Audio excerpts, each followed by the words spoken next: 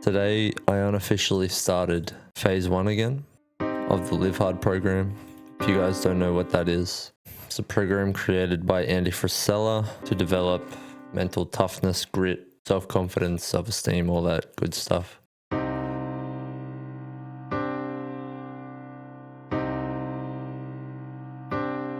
And it starts with 75 hard. And then there are 3 phases after that. If you want to know the full breakdown of how the program works, I'll leave a link in the description. But I'm between phases 2 and 3 right now. You have to wait until the last 30 days of the calendar year that you started the whole program to do phase 3. It's done so that if you fail phase 3, you fail the whole cycle. So it's like high stakes and stuff. But anyway, because Kira, my girlfriend, she's doing phase 1. I don't know. She just kind of decided she was going to do it, even though it's almost been a year since we finished 75 hard. But I'm not complaining. It's great. I'm proud of her. It's a good idea.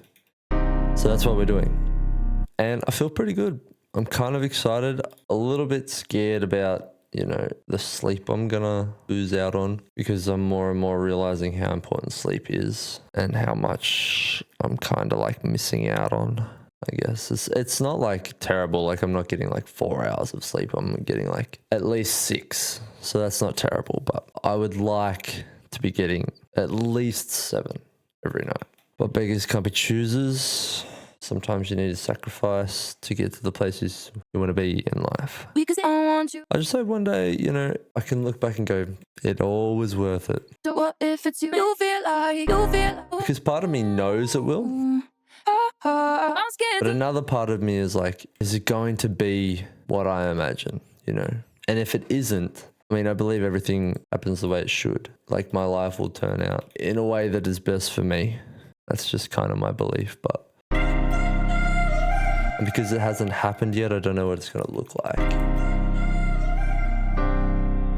I do a lot of visualization, so I'm trying to picture it. So I can better go towards what it is that I want. But there's still this little bit of doubt, that you have before you do it. I don't really know what I feel, to be honest. It's kind of a bit of loss of something, but I don't know what.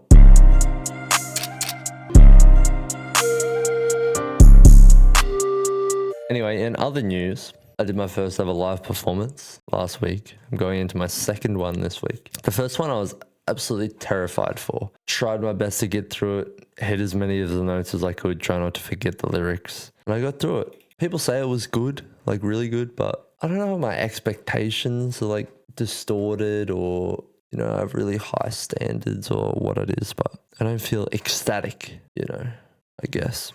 I'm excited for this time because I feel like I'm a little bit more prepared. I know what's going to go on. I know what it's like now. I've done it once, so I'm going to have more fun with it. I do feel like the people I've been surrounding myself with are really good for me.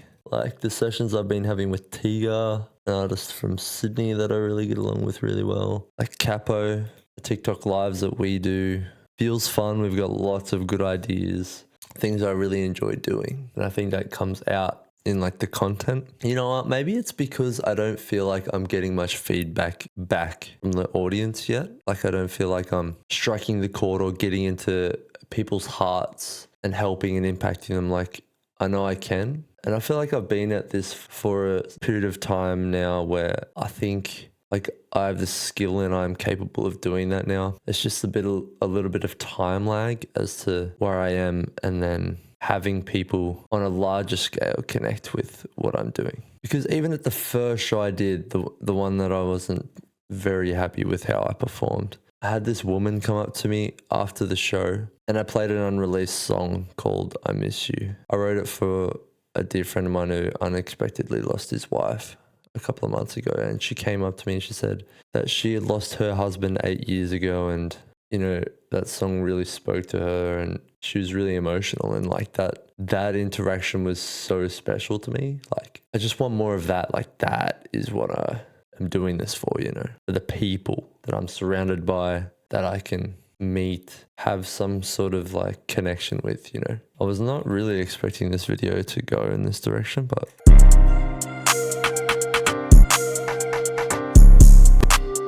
I feel like this music I'm making is getting better and better. Like sometimes it wanes off in like feeling original or different. Like this beat is a prime example. Like this just feels really generic, and I've been trying to like kind of go a bit deeper and make something different but still good, you know what I mean, every time. But just making something that I resonate with, to be honest, in a different way.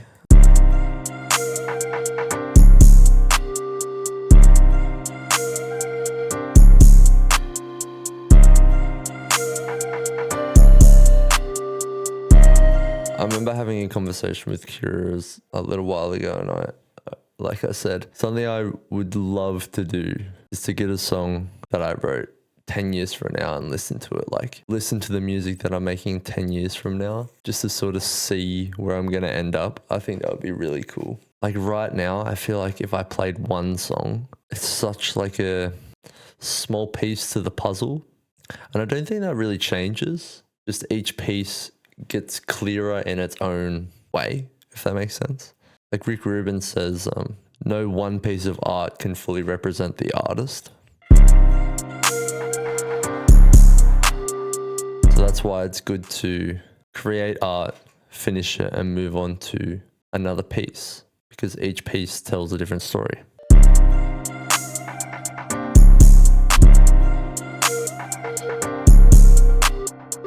I guess it just feels incomplete as well. And maybe that feeling of sadness, which I was kind of describing earlier, is just the fact that I know it'll never be complete. Like you really only experience brief moments of bliss and contentment. Like you never really get there and stay there. Sometimes I just wish like maybe I could stay there for a little bit longer than I do. I just feel like I'm wired to move so quickly. Maybe that's something I could focus on moving forward. I just stop and smell the roses a little bit more, you know. I just feel like I want to get there so bad, you know. But you hear all the time of like people who are chasing this thing, you know, they're trying to get somewhere, they're trying to, you know, get something material, and when they get it, they realize that it doesn't fulfill them, and then they're just like, fuck, like what do I do now? And I really feel like I'm on that chase, you know.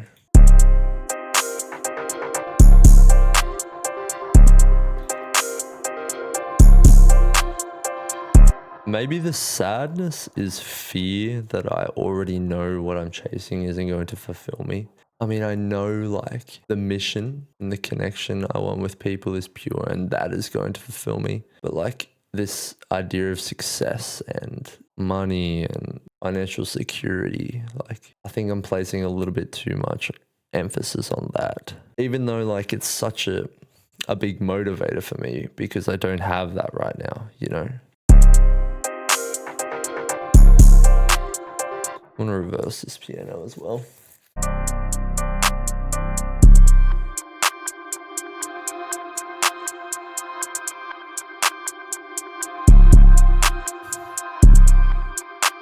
Oh, it's all right. Like I catch myself thinking a lot like, why am I doing this?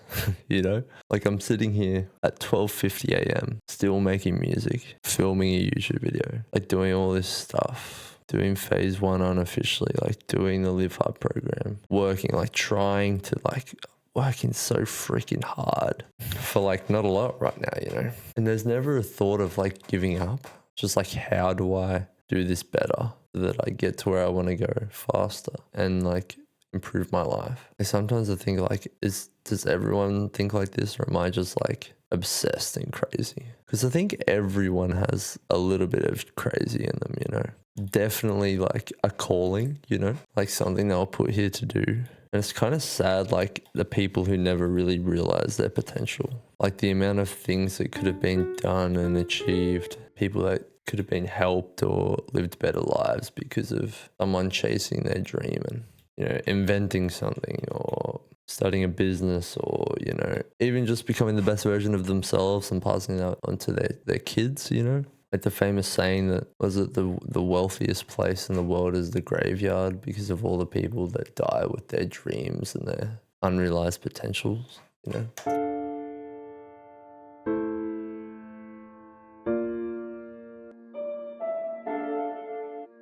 Maybe it's because I am a little bit lonely, you know.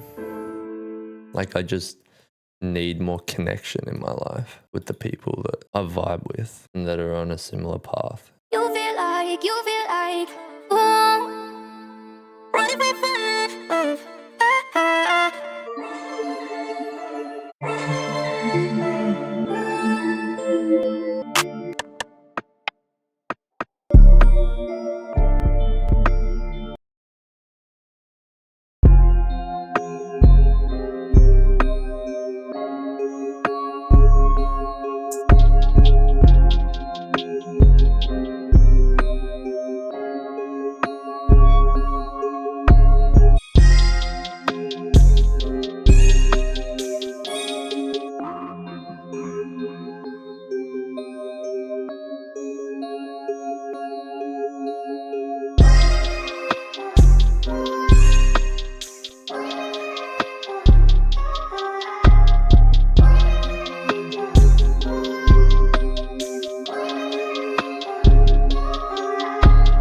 That's nice. I could definitely see myself right into that one.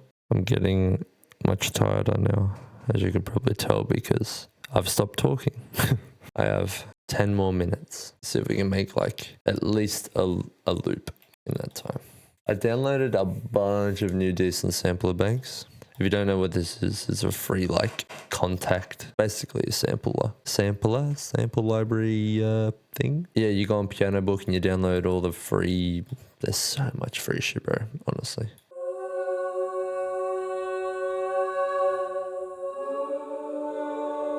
I just sort by like most popular. I think that's a tag. And you just go from there. It's super dope.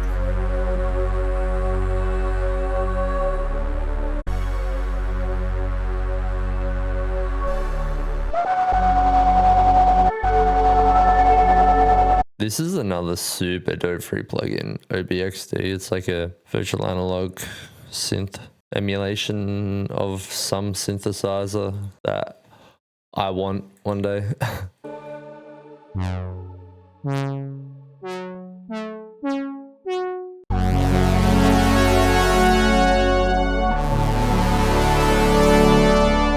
So many stems. This one has a cool vibe though. But that's it. We did it. I'm going to do some visualization for 10 minutes and then I'm going to go to bed. What a day. Thank you guys for hanging out and letting me vent my little unofficial therapy session. But yeah, that's going to be it. Thank you very much for watching.